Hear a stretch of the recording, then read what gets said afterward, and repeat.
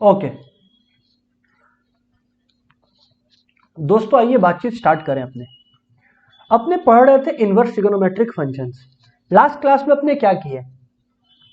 अपने समझे फंक्शन का मतलब, अपने समझे इनवर्स का मतलब, अपने ये समझे कि एक फंक्शन का इनवर्स कब एग्जिस्ट कर सकता है। राइट सर, अभी एक इनवर्स का कंसेप्ट मैं आपको बताता हूं और उसके बाद उस अराउंड हम लोग डिस्कशन करेंगे and then we will proceed on to sums. ठीक है ना दोस्तों? जो अपने लोग फंक्शंस वाले चैप्टर में पढ़े थे, टाइप्स ऑफ फंक्शंस पढ़े थे, जिसमें इन्वर्टिबिलिटी ऑफ अ फंक्शन के बारे में भी अपने पढ़े थे, whether a function is invertible और नॉट, है ना। If a function is invertible then what is the inverse of that function. तो उसका मैं एक सिंपल सा एग्जांपल आपको करवा रहा हूं अभी। ठीक है ना, सुनिएगा। इसका ट्रिगो इनवर्स ट्रिगो से कोई लेना देना नहीं है, बट इसका पर्पस होगा आपको यह समझाना कि इनवर्स निकलता कैसे है। ठीक है जी हाँ सर। देखिए आप लोग, एक क्वेश्चन है, let's say y is equal to 2x plus 3।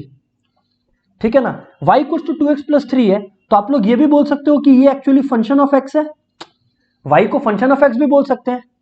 अब मान लीजिए मैंने क्या कहा, इनवर्स तभी एग्जिस्ट करेगा। इनवर्स निकालना तो सेकंड स्टेप है, इनवर्स एग्जिस्ट करता है कि नहीं करता है पहले आपको वो ढूंढना पड़ेगा। और अगर इनवर्स एग्जिस्ट करना है तो the function fx should be bijective. मान लीजिए हम लोग ये टेस्ट कर चुके हैं, अभी मेरा पर्पस ये नहीं है कि बाइजेक्टिव है या नहीं है, ना एग्जाम में ऐसा क्वेश्चन आता है और ना ही आपको करना है अभी। मान लीजिए कि फंक्शन बाइजेक्टिव है, फंक्शन शुड बी बाइजेक्टिव। मान लेते हैं कि अपने लोगों ने टेस्टिंग कर ली और अज्यूम कर लिया कि ये फंक्शन fx बाइजेक्टिव है। बाइजेक्टिव है मतलब 1 1 भी है और ऑन टू भी है। करेक्ट। सुनिए, अब मैं क्या बोल रहा हूं कि अब इनवर्स कैसे निकलता है। अपने ये समझे थे कि कोई भी फंक्शन इनवर्स तब होगा जब अपने लोग ऐसा लिख सके कि अगर एक फंक्शन है, फंक्शन ऑफ x है एक्सप्रेस्ड एज y, मतलब that is y is equal to fx। अगर ऐसा कुछ है और f बाइजेक्टिव है, मतलब अगर फंक्शन f बाइजेक्टिव है, जो कि हम लोग यहां पे अज्यूम कर रहे हैं, देन हम लोग अगर ऐसा लिख सके कि x equal to g of y, जहां पे g एक फंक्शन है उल्टा, और अगर हम लोग ऐसा लिख सके, मतलब ऐसा लिखा गया, तो अपने बोल सकते हैं g इज f इनवर्स, मतलब g is inverse of f। अब आप लोग में से मैक्सिमम लोग बोलोगे सर समझ में नहीं आया, सुन के पर बहुत अच्छा लगा आपका बात। आप लोग जब मैं ये लिखा, आप लोग बोलोगे सर समझ में नहीं आया, बट आपका बात सुन के बहुत अच्छा लगा। मैं बोला अभी सुनिए, समझ में भी आएगा। y is equal to 2x plus 3 है। सुनिएगा, कुछ नहीं समझ आने का है ही नहीं। y equal to 2x plus 3 है, मैं 3 को इधर भेज दिया, y minus 3 equal to 2x, मैं 2 को नीचे भेज दिया, y minus 3 by 2 equal to x। दोस्तों एक बात बताना, आप लोग सबको यस और नो बोलना कि क्या मैंने x को y के टर्म्स में लिख दिया? हाँ सर, मतलब मैं क्या कह सकता हूं कि x is a function of y, x is a function of y। क्या मैं ये कह सकता हूं gy, मतलब g रिप्रेजेंट्स फंक्शन, जैसे f रिप्रेजेंट्स फंक्शन वैसे g रिप्रेजेंट फंक्शन।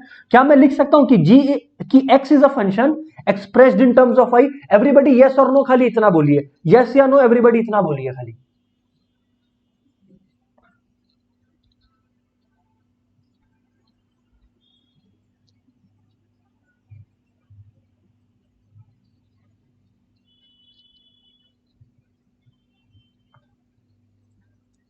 खाली इतना लिख सकता हूं कि नहीं, खाली हाँ या ना बोलिए आप लोग। यस सर, वेरी गुड, हाँ सर लिख सकते हैं, सही है। सुनिएगा अब आप लोग, सुनिएगा बस अब आप लोग बात को, सुनिएगा। यानी कि जी वाई आपका क्या आया, y माइनस 3/2। जी वाई आपका क्या आया, y माइनस 3/2, मतलब function in terms of y क्या आया, y माइनस 3/2 ही तो आया। अगर मैं फंक्शन को इन टर्म्स ऑफ y लिखूं तो वो तो y माइनस 3/2 ही आया। अब y की वैल्यू क्या थी शुरुआत में, y की वैल्यू थी 2x प्लस 3, y की वैल्यू क्या थी 2x प्लस 3 थी। मैं ये 2x प्लस 3 को यहां पर बैठा दे रहा हूं, आप लोग देखो बस एक बार, मैं बैठा दिया इसको, मैं y की जगह बस 2x प्लस 3 बैठा और कुछ नहीं किया, है ना।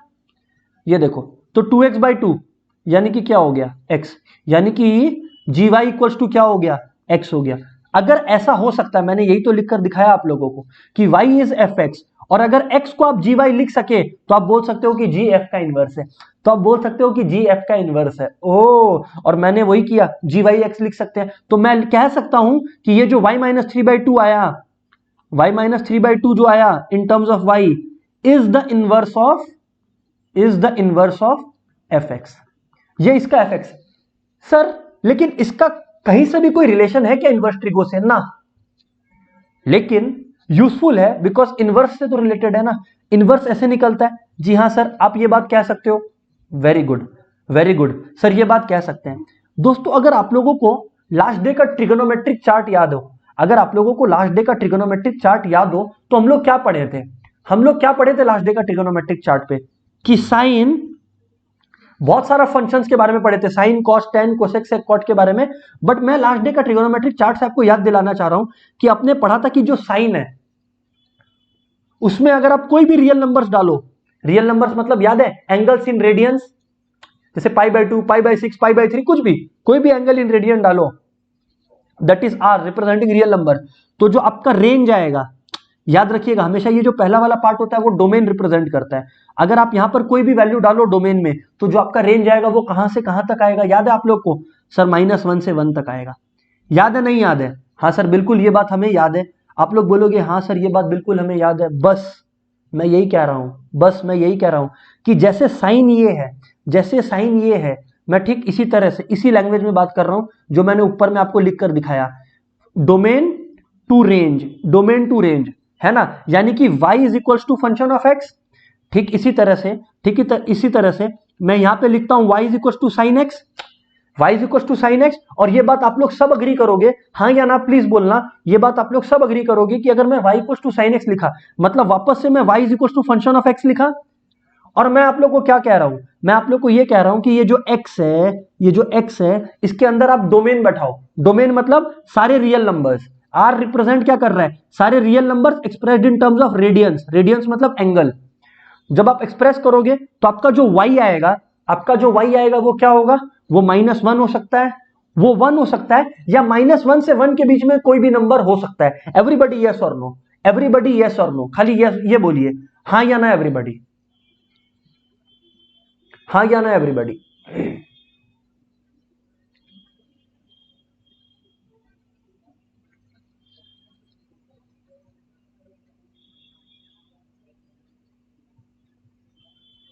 हाँ सर, यस सर। आप लोग का रिस्पॉन्स आना जरूरी है, क्योंकि कहीं पे भी फंसना नहीं है अपने को, निकलना है। तो आप लोग का क्लैरिफिकेशन चाहिएगा मेरे को।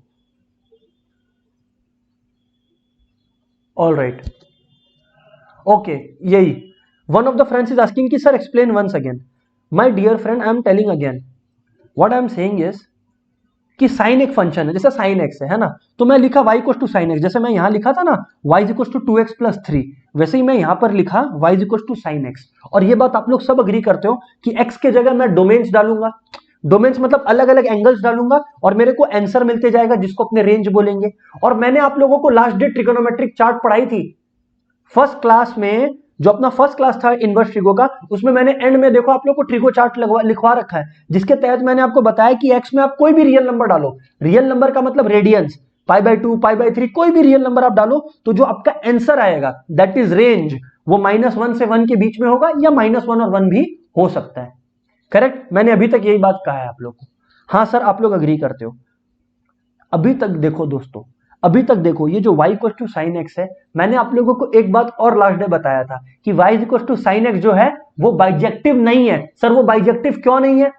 आप लोग का ये क्वेश्चन आएगा, मैं याद दिला रहा हूं, ये सब बातें आप लोग को फर्स्ट क्लास में बताया हुआ है कि y equal to sine x bijective generally नहीं है। एक रेंज, एक वैल्यू के बीच में ठीक है, लेकिन इन जनरल में अगर बताऊं तो y equal to sine x bijective क्यों नहीं है? क्योंकि आप लोग एक चीज देखो, ये y एक्सिस है, ये x एक्सिस है, करेक्ट। मान लीजिए यहां पर आप x के अलग अलग वैल्यूज डालते हो, ठीक है ना, इन टर्म्स ऑफ ऑब्वियसली, तो in terms of obviously radians, तो जैसे ये 0 है, ठीक है कि नहीं है, ये आपका π/2 है, ठीक है, ये आपका पाई है, करेक्ट, ठीक है सर, ये अपना पाई है। और बताओ सर आप आगे, मैं पाई से थोड़ा सा और बात को आगे लेकर जाता हूं। लेट्स से पाई में π/2 और ऐड करें हम लोग, तो वो कितना हो जाता है? 3π/2। 3π/2 में अगर अपने और पाई ऐड करें और एक पाई ऐड करें तो अपने लोग का क्या हो जा रहा है? 5π/2, करेक्ट। 5π/2 में और पाई ऐड करिए तो आप लोग का कितना हो जा रहा है सर? 7π/2। कहने का मतलब है इस तरह से आप जाते जाओ, ठीक है ना। और वैसे ही आप पीछे की तरफ चलो तो ये आपका -π/2 है, ये आपका -π है, करेक्ट। वैसे ये आपका -3π/2 है, and so on and so fourth, ये चलते जाएगा। तो आपने क्या सीखे थे लास्ट डे कि पाई का वैल्यू किस तरह से प्लॉट होता है। जैसे मान लो यहाँ पे 1 है, ये -1 है, साइन का जो वैल्यू है, मैंने साइन का क्वाड्रेंट प्लॉट करना है यहाँ पर, है ना, मैंने साइन का क्वाड्रेंट प्लॉट करना है यहाँ पर। आप लोग सुनिए, याद करिए आप लोग, है ना। हाँ सर, ध्यान से सुनिएगा, listen very carefully, listen very carefully दोस्तों। अगर आप लोग याद करो, अगर आप लोग याद करो तो साइन का मैं ग्राफ बना के दिखाऊं आप लोगों को, तो आप लोग सुनिएगा कैसे होता है। ये 1π/2 पे मैक्सिमम अचीव करता है और साइन पाई 0 हो जाता है। यस, जी हाँ बिल्कुल सर, ये बात आप सही कहते हो। सिमिलरली यहां पर अगर मैं नीचे की तरफ जाऊं तो साइन -π/2 नेगेटिव होता है, मतलब लीस्ट, और उसके बाद वो वापस ऊपर की तरफ चला जाता है। और मैं क्या कहना चाहता हूं कि ये तो ऐसा नहीं है ना कि ये वन टाइम थिंग है, दिस तो कीप्स ऑन हैपनिंग, दिस तो कीप्स ऑन हैपनिंग। क्यों सर? क्योंकि आपको पता है पाई के बाद ऑल साइन tan cos, पाई के बाद साइन वापस नेगेटिव हो जाता है, क्योंकि थर्ड क्वाड्रेंट में जा रहा है ना। आप लोग देखो पाई तक क्या होता है, ऑल में सब पॉजिटिव रहता है, साइन वाले में सब पॉजिटिव रहता है, तो वापस से ये वाला जो होता है, ये वेव फिर स्ट्राइक करता है, सिमिलरली ये वेव फिर स्ट्राइक करता है, और ये यहां पर भी वही सेम वेव चलते रहता है। हाँ सर, चलते रहता है। मैं क्या कह रहा हूं आप लोग को, मैं क्या कह रहा हूं कि ये फंक्शन अगर आप ऐसे देखो साइन का, तो ये तो बाइजेक्टिव है ही नहीं।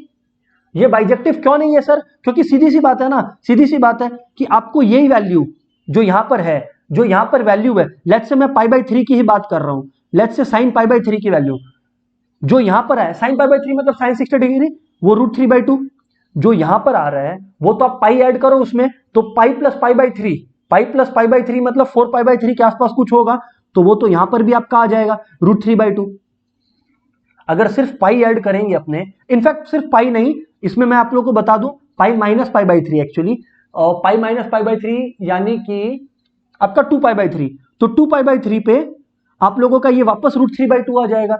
तो सर सीधी सी बात है ना कि π/3 पर भी देखो, साइन π/3 जब है तो भी आपका आंसर √3/2 आ गया, जब 2π/3 है तो भी आपका √3/2 आ गया। अरे सर सीधी सी बात है, 2x पर अगर एक y आए, मैं क्या बोल रहा हूं, 2x पर π/3 और 2π/3, अगर 2x पर एक ही y आए तो ये फंक्शन तो मैनी वन हो गया ना, ये फंक्शन तो मैनी वन हो गया, क्योंकि बहुत सारे x के लिए एक y एग्जिस्ट कर रहा है।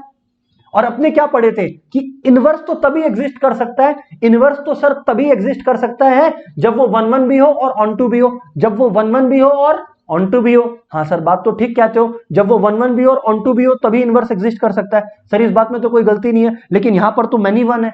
तो अपने लोग क्या सीखे थे लास्ट डे? ऐसा नहीं है कि मैं ये फर्स्ट बार बता रहा हूं, लास्ट क्लास में भी मैंने बताया था। तो अपने लोग इसमें क्या सीखते हैं, तो अपने लोग इसमें क्या सीखते हैं, अपने लोग दोस्तों इसमें ये सीखते हैं, अपने लोग दोस्तों इसमें यह सीखते हैं कि फिर यहां से इस वैल्यू से -π/2 से लेकर ऊपर की तरफ जाओ। अगर आप यहां पर देखो -π/2 से लेकर सिर्फ π/2 तक आप लोग देखो, ठीक है सर, अगर आप सिर्फ -π/2 से लेकर π/2 तक देखो तो यहां पर तो कोई रिपीटेशन नहीं है, यहां पर हर वैल्यू यूनिक है, कोई रिपीटेशन नहीं है। तो अपने क्या करते हैं, फिर अपने क्या करते हैं, ये जो मैंने लिखा ना रियल नंबर से लेकर -1 से 1 तक, अब क्योंकि अपने लोगों को फंक्शन का इनवर्स निकालना है और अपने को ये पता है कि अगर पूरा का पूरा sin x फंक्शन ले ले तो इनवर्स नहीं निकल सकता, क्योंकि इनवर्स निकलने के लिए बाइजेक्टिव होना पड़ेगा, और ये पूरा का पूरा साइन फंक्शन बाइजेक्टिव नहीं है क्योंकि 1 1 और ऑन टू नहीं है। लेकिन अगर मैं within a certain range check करूं तो, यानी कि -π/2 से π/2 तक के बीच में, तो हाँ है, तो हाँ है। तो मैं क्या कह रहा हूं, मैं कह रहा हूं कि मैं इसी चीज को ऐसे भी तो लिख सकता हूं कि साइन का values, listen very carefully, sine का वैल्यूज मतलब साइन एक्स में अगर आप डोमेन में, साइन एक्स के डोमेन में आप -π/2 से लेकर π/2 तक कुछ भी बैठाओगे, मतलब डोमेन की जगह -π/2 से लेकर π/2 तक कुछ भी बैठाओगे, तो जो आपका रेंज आएगा, जो साइन का बात कर रहा हूं, तो जो आपका रेंज आएगा वो आपका -1 से लेकर 1 के बीच में आएगा। तो जो आपका रेंज आएगा वो -1 से 1 के बीच में आएगा।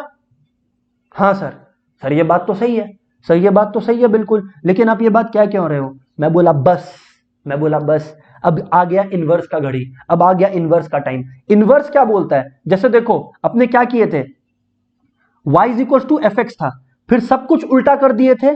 सिमिलरली यहां पर भी अगर y = sin x है तो मैं x equal to sine inverse y लिख सकता हूं, लेकिन जब मैं x equal to sine inverse y लिखूंगा तो मेरा रेस्ट्रिक्शन क्या होगा, ठीक इसको उल्टा करना, यानी कि मैं ऐसा लिख सकूंगा साइन इनवर्स जब अपने -1 से 1 बैठाएंगे तो अपने लोग को कहां से कहां तक आंसर मिलेगा, -π/2 से लेकर π/2 तक। ठीक इसको उल्टा कर दिए, ठीक इसको उल्टा करके ये लिख दिए, this is called inverse. Sir एक बात हमें समझ में नहीं आया, आपने यहां पर रियल नंबर्स लिखा था, मतलब डोमेन की जगह जो x था, साइन x था, उसकी जगह आप हमें कह रहे हो सारे रियल नंबर्स बैठाओ, लेकिन फिर आपने ये रियल्स को हटा के -π/2 से π/2 क्यों किया? क्योंकि अगर आप रियल करोगे तो आप साइन की सारी वैल्यूज की बात कर रहे हो, और साइन के सारे वैल्यूज की बात करोगे तो इनवर्स निकाला नहीं जा सकता, क्योंकि साइन के सारे वैल्यूज पर मैनी वन फंक्शन का एप्लीकेशन हो जाता है, तो इनवर्स निकलना तो पॉसिबल नहीं है। अब अगर आपको इनवर्स निकालना है तो आपको 1 1 एंड ऑन 2 चाहिए। 1 1 एंड ऑन 2 के लिए आपको एक सर्टेन रेंज सिलेक्ट करना होगा जहां पे साइन का वैल्यूज यूनिक हो, क्योंकि देखिए ना आप -π/2 से लेकर π/2 तक के बीच में साइन का कोई भी वैल्यू मैनी वन वाला कैरेक्टरिस्टिक नहीं शो करेगा। तो कहने का मतलब ये है कि जब आप ये करोगे तो आप लिख सकते हो साइन -π/2 से π/2 तक विल गिव यू रेंज -1 से 1। तो जब इसका इनवर्स करोगे, क्योंकि अब इनवर्स करना पॉसिबल है, तो अगर y equal to sine x, तो इनवर्स का रूल क्या बोलता है, x will be sine inverse y। भूल गए क्या? If y is equal to f x then x equal to g y. तो यानी कि x expressed in terms of y, हाँ यही तो ऊपर में मैंने आज आपको क्लास की शुरुआत में करके दिखाया था कि अपने लोग को दिया हुआ था y is equal to 2x+3, अपने को y इक्वल टू 2x+3 दिया हुआ था, अपने लोगों ने क्या किया, x equal to y minus 3/2 निकाला ना। सेम लॉजिक से अगर y is equal to sine x है तो x इज इक्वल टू, अगर y is equal to sine x है, तो आप x equal to sine inverse y लिख सकते हो, कीपिंग इन माइंड व्हाट, कि ये जो x equal to sine inverse y है हर वैल्यू के लिए ट्रू नहीं है, ये सिर्फ तभी ट्रू है जब आप साइन इनवर्स में -1 से 1 तक बैठाओ, मतलब यहां पे y की जगह आप -1 से 1 बैठाओ, और अगर आप y की जगह, मैं प्रूफ भी करके दिखाऊंगा, अगर आप y की जगह -1 से 1 तक बैठाओगे तो जो आपका आंसर आएगा, मतलब जो आपका x का वैल्यूज आएगा वो आपका -π/2 से लेकर π/2 तक आएगा। सर थ्योरेटिकली स्पीकिंग सबको समझ आया क्या? सबको कंसेप्ट समझ में आया क्या? बिकॉज अब अपने एक स्टेप दूर है सम से। अगर आप लोगों को ये क्लियर है तो अपने सम्स पे चलेंगे, चीजें और क्लियर होती जाएंगी। 80% भी समझ में आया तो द गेम इज वॉन। बताइए, इसका जो कंसेप्ट है वो थोड़ा सा मैं डेप्थ में जा जाके बता रहा हूं।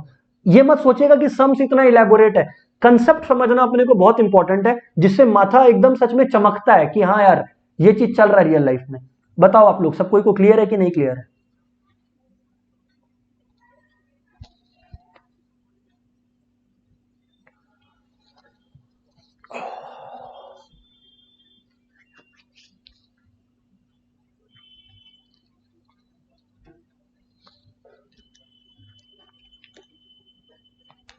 Yes sir, very good, perfect. अभी सुनो, मैं बार बार बोल रहा हूं कि ये जो मैंने इतना टाइम, इतना जो एफर्ट मैंने दिया यहां पर, इतना जो टाइम और एफर्ट मैंने स्पेंड किया यहां पर आप लोगों के साथ, ये क्या चल रहा था? ये जो टाइम और एफर्ट आप लोगों के साथ स्पेंड किया है, ये बेसिकली था to capitalize on the conceptual understanding of things, right? अब ठीक इसी तरह से अपने लोग एक क्या बना सकते हैं, chart of what, chart of inverse table. जो लास्ट डे बनाया गया था वो ट्रिगो टेबल चार्ट था, अब इनवर्स ट्रिगो टेबल चार्ट भी तो आप बनाओगे। आइए मैं आपको इनवर्स ट्रिगो चार्ट बना के दिखाता हूं, जो कि लास्ट डे का चार्ट का ठीक उल्टा होगा, क्योंकि लास्ट डे डोमेन जो था वो अब रेंज बन जाएगा, और जो रेंज था वो डोमेन बन जाएगा, बिकॉज इनवर्स का बात कर रहे हैं अपने लोग, है ना? इनवर्स चार्ट, आइए ध्यान से सुनिएगा। हाँ सर बताइए। इधर फंक्शन रहेगा, इधर उसका डोमेन और रेंज का बात हो रहा होगा। ये फंक्शन, सुनिएगा, ये फंक्शन है, ये डोमेन है, और ये रेंज है।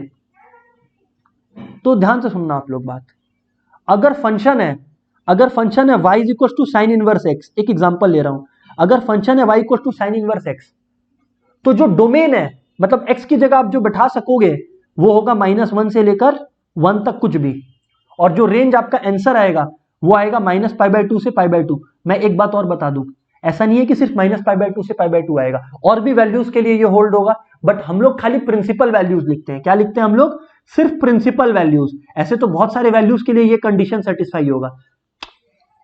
समझ रहे हो नहीं समझ रहे हो? आज समझो ना, आप साइन पाई बाय 2 1 होता है, ठीक है। अरे यार अगर आज साइन पाई बाय 2 1 होता है तो इसका मतलब ये है क्या कि कोई और वैल्यू 1 नहीं होता है? होता है। जैसे साइन, जैसे for example sine minus pi by 2 कितना होता है? -1।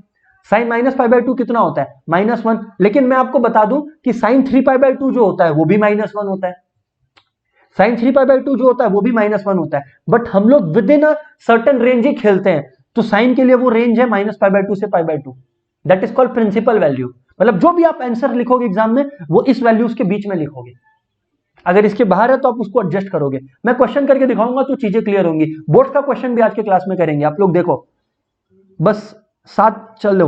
ओके, नेक्स्ट, अगर cos इनवर्स x है, अगर y equals to cos inverse x है तो सेम है, कोई दिक्कत नहीं है। बस प्रिंसिपल वैल्यू ब्रांच इसका 0 से पाई होता है। इसका जो प्रिंसिपल वैल्यू ब्रांच होता है वो सर 0 से पाई होता है विद इन क्लोज्ड ब्रैकेट्स। हाँ, मैंने ओपन दे दिया था, ये क्लोज्ड होगा, पाई के बाद भी और उसके बाद भी। क्लोज्ड का मतलब है 0 और पाई भी आंसर पॉसिबल है, वेरी मच पॉसिबल आंसर है 0 और पाई भी।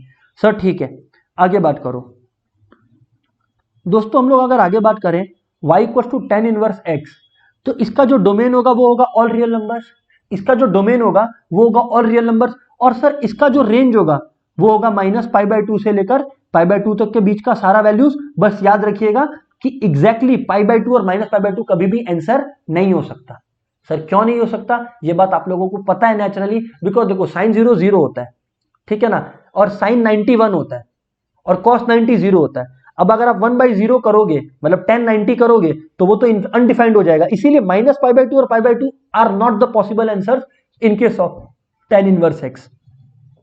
ये टेबल जिसको याद हो गया, आप समझ लो उसका इनवर्स ट्रिगोनोमेट्री 90% खत्म, क्योंकि जो है वो इस टेबल के अंदर से ही आता है क्वेश्चन। देखेंगे अपने जब सम प्रैक्टिस करेंगे तो आप लोग को समझ में आएगा ये बात।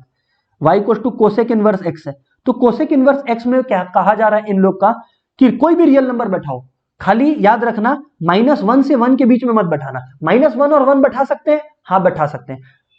कोई भी डोमेन बैठा दो आप, तो जो आपका आंसर आएगा यानी कि जो रेंज आएगा वो -π/2 से लेकर π/2 तक आएगा। एक बात और याद रखिएगा, 0 आपका कभी भी एक आंसर नहीं हो सकता। 0 कभी भी इसका आंसर आपका नहीं आएगा। आगे बताइए सर आप। सेक इनवर्स x का भी सिमिलर है, सेक इनवर्स x का भी सिमिलर है। इसमें भी आप -1 से 1 तक कभी मत बैठाइए। -1 और 1 बैठा सकते हैं डोमेन की जगह पर, तो जो इसका आंसर आएगा यानी कि रेंज, प्रिंसिपल वैल्यू ब्रांच, वो 0 से पाई तक कोई भी आंसर हो सकता है, 0 और पाई इंक्लूडेड। बस कभी भी याद रखिएगा π/2 will not be one of the answers, ठीक है। क्यों? वो कल वाले क्लास में देखिएगा, कल वाले क्लास बोल रहा हूं सॉरी, लास्ट वाले क्लास में आप देखिएगा तो आपको क्लियर हो जाएगा, जब मैंने ट्रिगो वाली रेंजेस के बारे में बात की है, ठीक है ना। और similarly y equal to cot inverse x, तो इसमें सारे रियल नंबर बैठ सकते हैं। जो इसका प्रिंसिपल अग्रीड वैल्यू होगा वो 0 से पाई के बीच में ही आएगा। खैर अब अपने लोग स्ट्रेट अवे क्वेश्चंस पे चलते हैं, so that we are able to apply what we know. Question है, पहले धीरे धीरे, हाँ हौले हौले चलेंगे, हौले हौले चलेंगे, धीरे धीरे ऊपर की तरफ जाएंगे। क्वेश्चन है,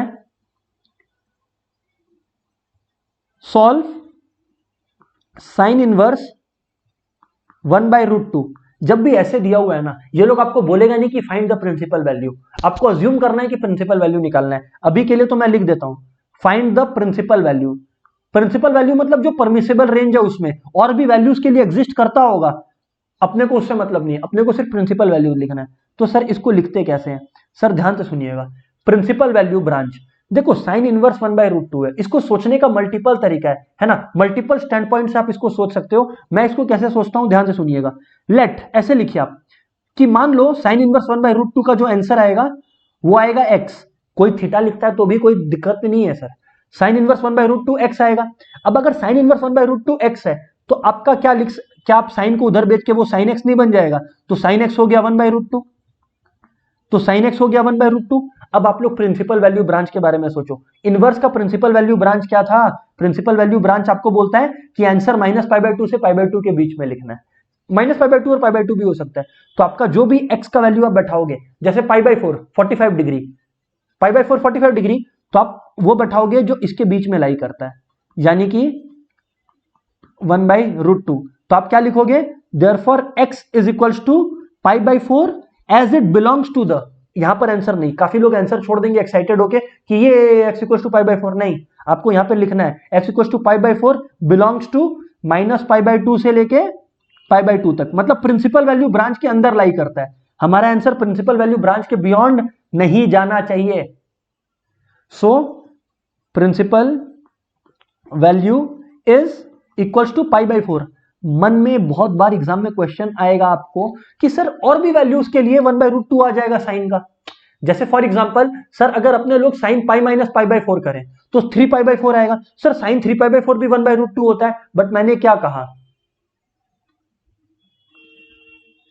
ठीक है, 3 पाई बाई 4 क्यों नहीं होगा, क्योंकि वो प्रिंसिपल वैल्यू ब्रांच के बाहर है। Principal value minus pi by 2 से पाई बाई 2 तक ही आपको परमिट करता है। अच्छा, एक दूसरा क्वेश्चन जो आ रहा है वो ये है कि कुछ x या y लेना जरूरी है। हाँ, प्रेजेंटेशन इसी तरह से करना जरूरी है। हाँ, x की जगह आप z लो, वो आपका मर्जी, थीटा लो, वो आपका मर्जी, वो आपका मर्जी, ठीक है जी। हाँ सर, आगे बात करो सर आप।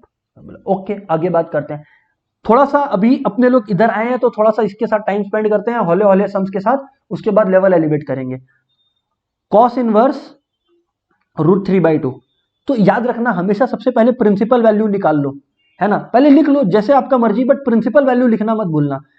लेट इक्वल्स टू थीटा, तो यानी कि √3/2 इक्वल्स टू कॉस थीटा।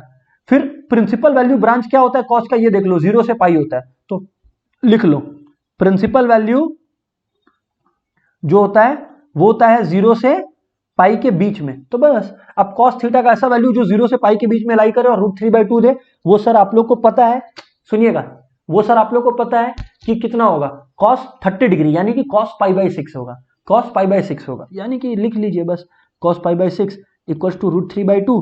फिर आप लोग लिखिए देयरफॉर जो ये क्या नाम है पाई बाई 6 है वो बिलोंग करता है 0 से पाई के बीच में। आंसर प्रिंसिपल वैल्यू इज, ओ जो प्रिंसिपल वैल्यू है वो पाई बाई 6 है। मैंने तो कहा था कि जो सम्स है इसका वो बहुत ही इजी है, बट जो सम के पीछे का कंसेप्ट है रियल लाइफ में जो चल रहा है, टाइम उस पर स्पेंड करना होता है। सर ये सम्स क्लियर है क्या आप लोग को, एक बार कंफर्म करिए, यस और नो एवरीबॉडी, यस और नो एवरीबॉडी, क्लियर करिए।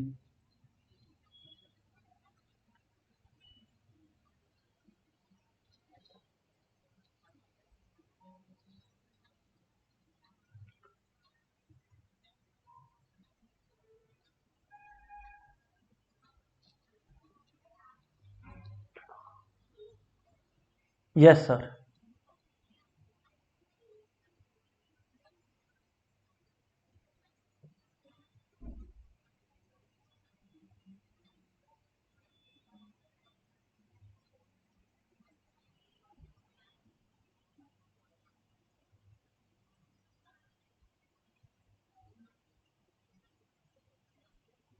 हाँ सर, सबका रिस्पॉन्स आ गया, यस सर, वेरी गुड। अब दोस्तों ध्यान से सुनना, अब ध्यान से सुनना आप लोग, एक बात थोड़ा सा पुश करेंगे और अंदर, है ना, धीरे धीरे अपने डेप्थ के अंदर जाएंगे, है ना।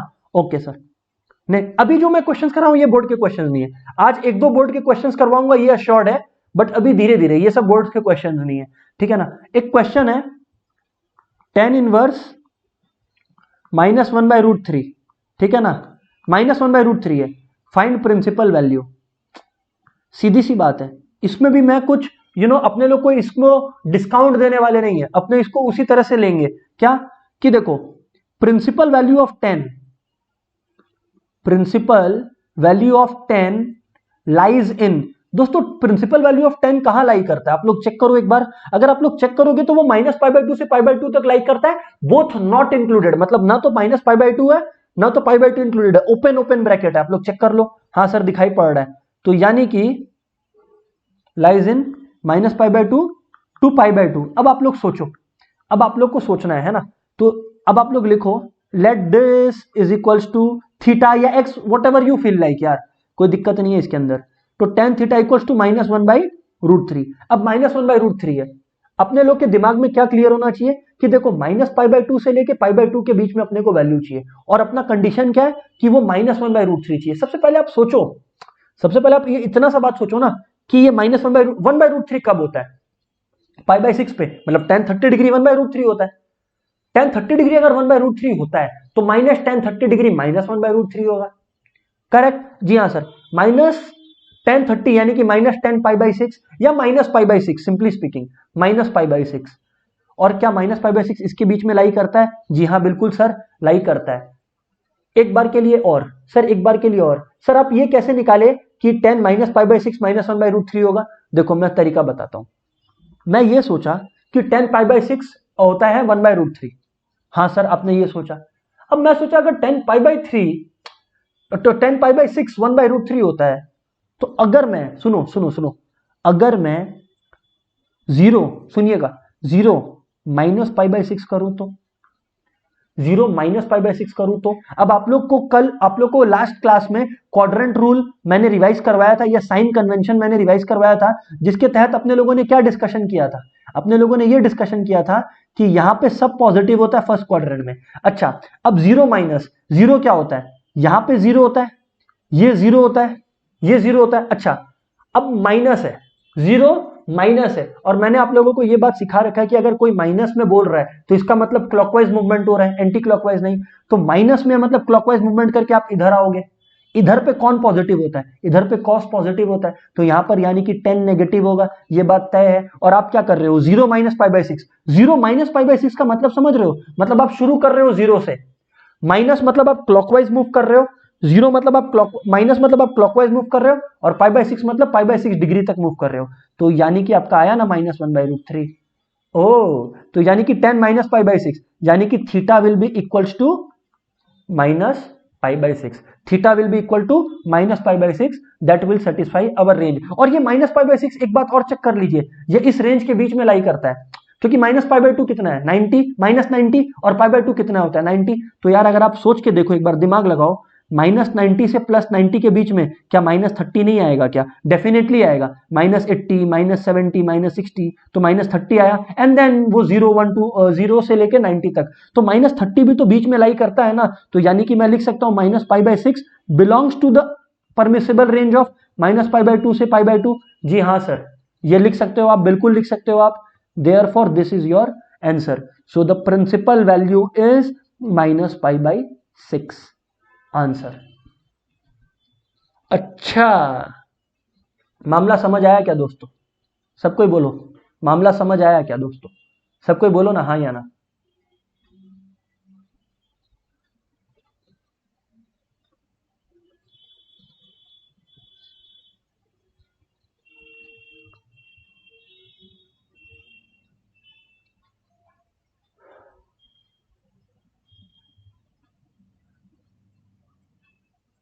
हाँ, परफेक्ट परफेक्ट।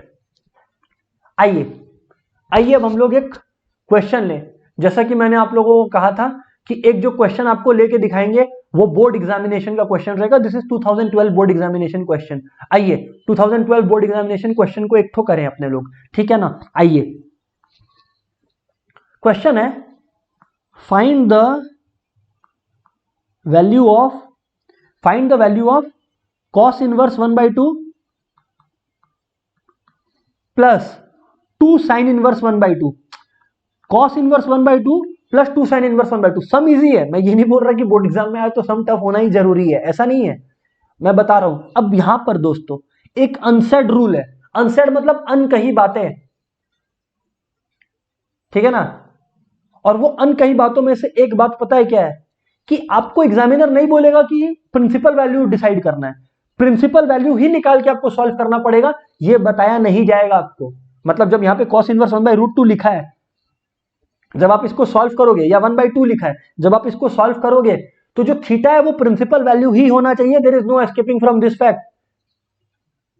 आप बोलोगे कि सर यहां पे तो नहीं लिखा है, तो गया, खत्म, जीरो, इनवर्स ट्रिगो डिस्ट्रॉयड आपका। प्रिंसिपल वैल्यूज पे ही रहना है आपको, प्रिंसिपल वैल्यूज में ही रहना है आपको। आइए सुनिए, अब एक एक करके बात करिए। सबसे पहले cos इनवर्स 1/2 को आप थीटा ले लीजिए, साइन इनवर्स 1/2 को भी ले लेंगे, cos इनवर्स 1/2 को थीटा लीजिए, तो 1/2 आपका कितना हो गया? सर 1/2 हमारा cos थीटा हो गया। हाँ बोला, परफेक्ट, 1/2 cos थीटा। और अब आपको रेंज लिखना पड़ेगा, और रेंज क्या है सर? cos के लिए रेंज होता है 0 से पाई, आप लोगों को याद हो तो? हाँ सर याद है, 0 से पाई होता है रेंज।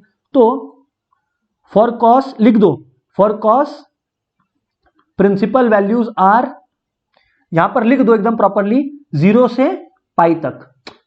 एग्जामिनर को ये नहीं लिखकर दिखाए प्रिंसिपल वैल्यू रेंज, गए काम से। तो देखो 1/2, 1/2 कब आता है? π/3 पे आता है, करेक्ट? हाँ सर। तो यानी कि 1/2 इक्वल्स टू कॉस π/3, तो therefore theta equals to π/3 is the principal solution, is the principal value I should write. Solution तो तब होगा ना जब मैं पूरा वैल्यूज बैठा दूंगा, इज द प्रिंसिपल वैल्यू। बैठ जाइए चुपचाप। अब साइन इनवर्स 1/2 है, याद रखिएगा कॉस इनवर्स 1/2 को थीटा ले लिए, तो साइन इनवर्स 1/2 को आप थीटा नहीं लेंगे, ठीक है ना? हाँ सर। सबसे पहले याद रखिएगा, एक क्वेश्चन है, पूछा जा रहा है कि सर अगर ये वैल्यूज लाई नहीं करेंगे रेंज में तो क्या करेंगे? ऑब्वियसली लाई करेंगे। आपको जो आंसर दिया जाएगा, मतलब आपको जो क्वेश्चन दिया जाएगा, वो इस बात को मद्देनजर रखते दिया जाएगा कि जो प्रिंसिपल वैल्यू ब्रांच है उस पे लाई करे। अगर प्रिंसिपल वैल्यू ब्रांच पे लाई नहीं कर रहा, you can't solve the sum of inverse trigonometry.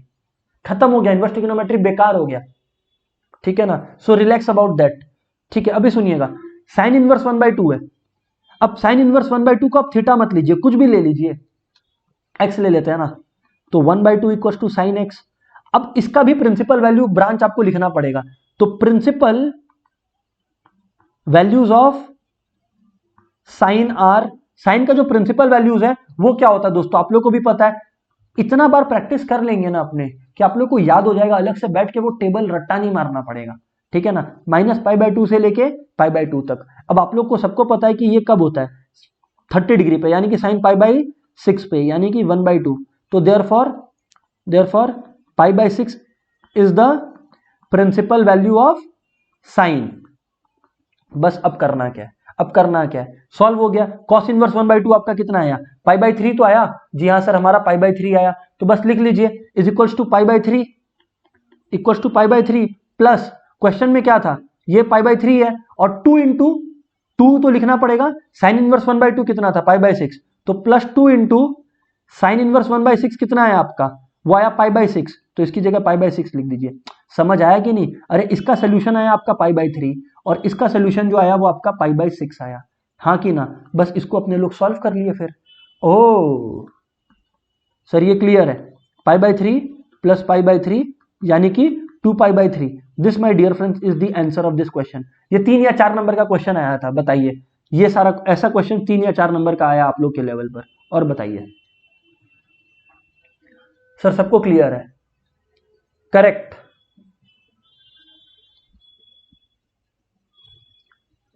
हाँ परफेक्ट।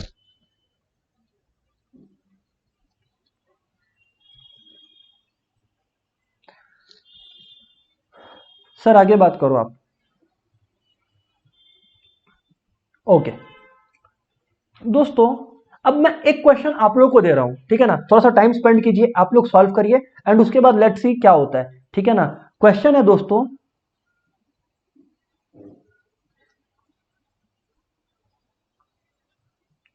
क्वेश्चन है दोस्तों,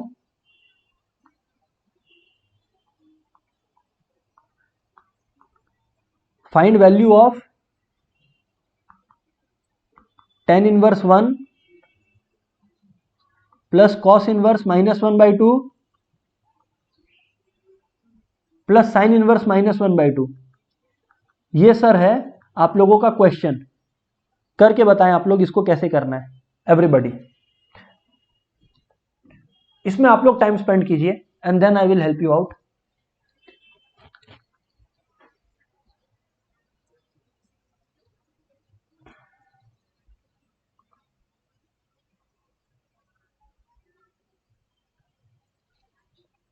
हाँ अगर कोई पूछ रहा है कि 10 का प्रिंसिपल ब्रांच क्या है, ये रहा देख लीजिए, मैं डेमोन्स्ट्रेट कर देता हूं आप लोग को। ये यहां पर है -π/2 से लेकर π/2 तक, ठीक है ना? -π/2 से लेकर π/2 तक।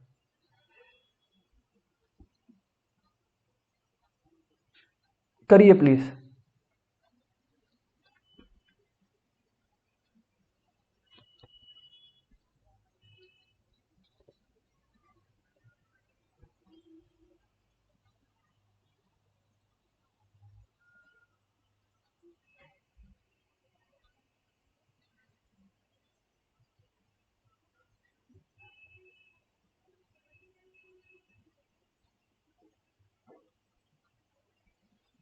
ठीक है, गुड। सो सर सुनिएगा अब आप लोग बात को, अगर tan इनवर्स 1 को आप लोग x ले लो तो 1 आपका tan x हो गया, 1 आपका tan x हो गया। सबसे पहले आपको बोलना है कि प्रिंसिपल वैल्यू ब्रांच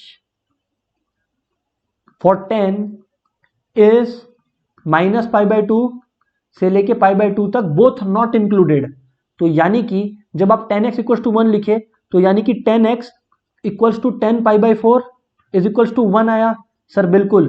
तो therefore x belongs equals to π/4 belongs to, ध्यान से सुनिएगा, यहां पर एक्चुअली tan x भी लिखने का जरूरत नहीं है आप लोग को, यहां पर आप लिखिए therefore π/4 is the principal value, सीधी बात, नो बकवास, 5/4 इज द प्रिंसिपल वैल्यू, ठीक है ना। और x इक्वल्स टू भी लिख दें तो कोई टेंशन नहीं है, बिकॉज tan इनवर्स 1 को आपने x ही ले रखा है, ठीक है ना। हाँ सर, π/4 करेक्ट है। अब cos इनवर्स -1/2 है, याद रखिएगा, अब x मत लीजिएगा इसको, cos inverse -1/2 equal to y ले लीजिए, वो आपकी मर्जी है, आपको क्या लेना है वो आपकी मर्जी है, ठीक है ना।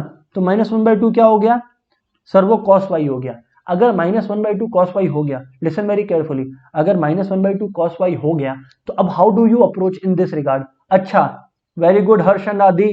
तो ठीक है, -1/2 cos y अगर हो गया तो इसमें अब आप लोग को अप्रोच कैसे करना है, याद रखना है। सबसे पहले सुनिएगा, आदि आपका गड़बड़ हो गया, देखिए क्यों आदि, आप समझिएगा क्यों, क्योंकि cos का जो प्रिंसिपल वैल्यू रेंज है वो क्या है, cos का प्रिंसिपल वैल्यू रेंज आदि 0 से पाई है, और आपने यहां पर लिख रखा है आंसर में -π/3, तो आदि ये तो रॉन्ग हो गया ना, क्योंकि 0 से पाई के बीच में लाई नहीं करता है, या ना तो 0 है ना तो पाई है, तो आपका आंसर तो गड़बड़ हो गया ना आदि। अच्छा, तो sir how do you proceed in this regard then. अब आप लोग का स्ट्रेट अवे नेक्स्ट क्वेश्चन आना चाहिए, sir how do we proceed in this regard then. तो यार cos y अगर -1/2 है, अगर cos y -1/2 है तो लिसन वेरी केयरफुली, अगर cos y -1/2 है, मैं क्या कह रहा हूं कि अगर cos y -1/2 है तो इसको करने का और अप्रोच करने का एक सिंपल साधारण तरीका क्या है, सिंपल सा साधारण सा तरीका क्या है। सबसे पहले आप ये सोचो कि cos का ऐसा कौन सा वैल्यू है जो 1/2 देता है, सिंपल सा बात है, सिंपल सा बात है, ज्यादा पैनिक नहीं करने का।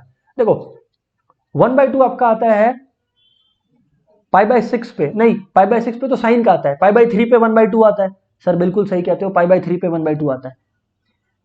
तो cos मैं साइड में लिख रहा हूं, हाँ ये थिंकिंग आउट है, ये थिंकिंग आउट है, मैं कैसे सोच रहा हूं मैं आप लोग के साथ वो शेयर कर रहा हूं यहाँ पे, है ना। तो यानी कि मैं सोच रहा हूं कि cos π/3 जो होता है वो 1/2 होता है, अपने को चाहिए -1/2, और आप लोग सबको ही को मालूम है कि सेकेंड क्वाड्रेंट में साइन पॉजिटिव है कॉस नेगेटिव है, सेकेंड क्वाड्रेंट में साइन पॉजिटिव है कॉस नेगेटिव है, तो क्या मैं अगर ऐसा लिखूं cos π - π/3 तो वो क्या -1/2 नहीं हो जाएगा सर, डेफिनेटली हो जाएगा। क्यों, क्योंकि देखो जब आप ऐसा करते हो तो आप सेकेंड क्वाड्रेंट में रहते हो, सेकेंड क्वाड्रेंट में cos इज नेगेटिव, तो यानी कि cos 2π/3 इज इक्वल्स टू -1/2।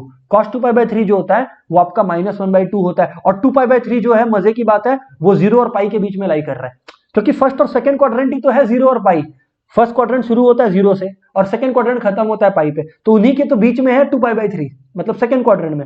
सो यानी कि बात सही है, cos y equals to cos 2π/3, therefore 2π/3 is the principal value of y।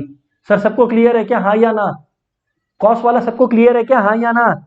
मैं बोला था कि ट्विस्ट आएगा धीरे धीरे, ट्विस्ट एंड टर्न्स आएगा धीरे धीरे, सबको को क्लियर है, हाँ सर बोलिए।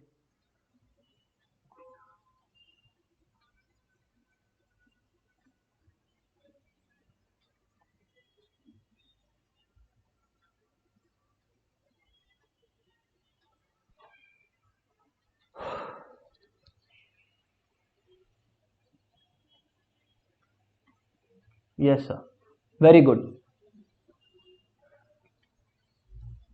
ग्रेट। तो ध्यान से सुनिएगा, ध्यान से सुनिएगा, जब इतना बात आप लोग को क्लियर है, जब इतना बात आप लोग को क्लियर है तो बस अब करना क्या है, अब जब इतना बात आप लोग को क्लियर है तो अब करना क्या है, ये कॉस का भी हो गया अपने लोग का, और कुछ बाकी है क्या, हाँ सर साइन का बाकी है आपका। तो मैं क्या कह रहा हूं, साइन का ही तो बाकी है ना, चेक कर लीजिए एक बार, साइन इनवर्स -1/2 है ना, sine inverse -1/2 is equal to z.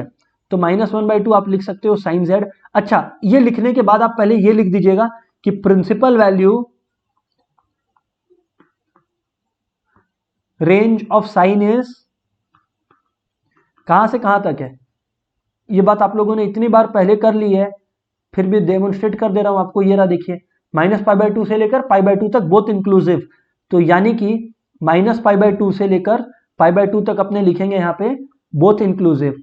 तो जब आप लोग ये चीज लिखोगे, तो दोस्तों क्या होगा सर आपको क्या होगा बात। उसके बाद दोस्तों बातचीत बहुत ही सिंपल है। और वो ये है कि दोस्तों उसके बाद बातचीत ये है कि यहाँ -π/2 से लेकर π/2 तक आया, तो इसका तात्पर्य या इसका इंटरप्रिटेशन क्या होगा दोस्तों। सीधी सी बात है कि अब अपने लोग को एक ऐसा वैल्यू चाहिए जो -1/2 हो, जो -π/2 से π/2 के बीच में हो, ठीक है ना। अब ऐसा कौन सा वैल्यू है सर जो हमारा इसको सेटिस्फाई करेगा। देखो π/6 साइन π/6 1/2 होता है, साइन π/6 यानी कि साइन 30 1/2 होता है। अरे अगर साइन π/6 जो है वो अगर 1/2 है, अपने को चाहिए -1/2 विद इन द रेंज -π/2 से π/2। तो क्या मैं साइन -π/6 नहीं लिख सकता, क्योंकि अगर आप साइन -π/6 लिखोगे, आप सोच के देखो, साइन π/6 1/2 होता है, साइन -π/6 क्या होगा 0 -π/6। आपको पता है 0 -π/6 कौन से क्वाड्रेंट में लाई करेगा, फोर्थ क्वाड्रेंट में। यस और नो सर, कैसे फोर्थ क्वाड्रेंट में, कैसे, मैं बार बार बताया हूं, एक बार फिर से बता दे रहा हूं। फोर्थ क्वाड्रेंट में इस तरह से, क्योंकि यहां पर 0 होता है और माइनस करने से आप क्लॉकवाइज मूव करते हो, तो आप यहाँ है, यहाँ पर कॉस पॉजिटिव है, साइन नेगेटिव है, तो यानी कि साइन -π/6 इज द आंसर। तो आप बेसिकली क्या बोलोगे, आप बोलोगे z is equals to -π/6 as it lies within the range of -π/2 से π/2 तक। मैं एक बात आप लोग को बता दूं कि ये वाला जो पार्ट मैंने बनाया है ना, ये वाला पार्ट जो मैंने बनाया है, इसको रुकिएगा, मैं इसको रफ में डाल देता हूं, वरना आप लोग कंफ्यूज हो जाओगे। इसको मैं रफ में डाल देता हूं। ये जो पार्ट यहां पर मैंने आप लोग को डेमोन्स्ट्रेट किया है, ये केवल for the sake of understanding था, ठीक है ना। सर अब करना क्या है, ये पूरा का पूरा रफ वर्क था। सर अब करना क्या, अपने लोग को z आ गया, x आ गया और y आ गया, बस। अब अपने लोग को बोला क्या, अपने लोग को बोला गया था कि फाइंड करना है tan inverse 1 plus cos inverse -1/2 plus sign inverse -1/2। यही तो अपने को निकालने बोला गया था। जी हाँ सर, tan का वैल्यू आपका आया था π/4, मतलब x आपका जो आया था वो π/4 आया था, करेक्ट। चेक कर लीजिए, x π/4 आया था। y आपका कितना आया था, y आया था आपका 2π/3, तो यानी कि प्लस 2π/3 और प्लस साइन इनवर्स -1/2 यानी कि कितना आया आपका -π/6 आया, तो z इज -π/6, तो प्लस ब्रैकेट में -π/6। सॉल्व करिए बस, अब आप बैठ के सॉल्व करते रहिए बस, अब बैठ के। अब आप 4 3 6 और ये सब का एलसीएम सर 12 होगा, चेक कर लीजिए जो भी है एक बार। तो 3π प्लस 8π माइनस 2π यानी कि 11 9π/12, तो 3 3 3 4 यानी कि 3π/4 इज दी आंसर। जिसका 3π/4 आया उसका सम करेक्ट है। हाँ, कोई अगर 9π/12 लिखता है तो एडवाइस है कि भाई काटा कुटी करके लिख दीजिएगा 3π/4, चांसेस ऑफ मार्क्स रिडक्शन कम हो जाता है, क्योंकि एग्जामिनर के सामने जो लिखा हुआ रहेगा वो 3π/4 लिखा रहेगा। 9π/12 की वजह से आप आधा नंबर काय को खोते हो। दोस्तों इतना सबको क्लियर है क्या, एक बार फाइनल कंफर्मेशन दीजिए यस और नो।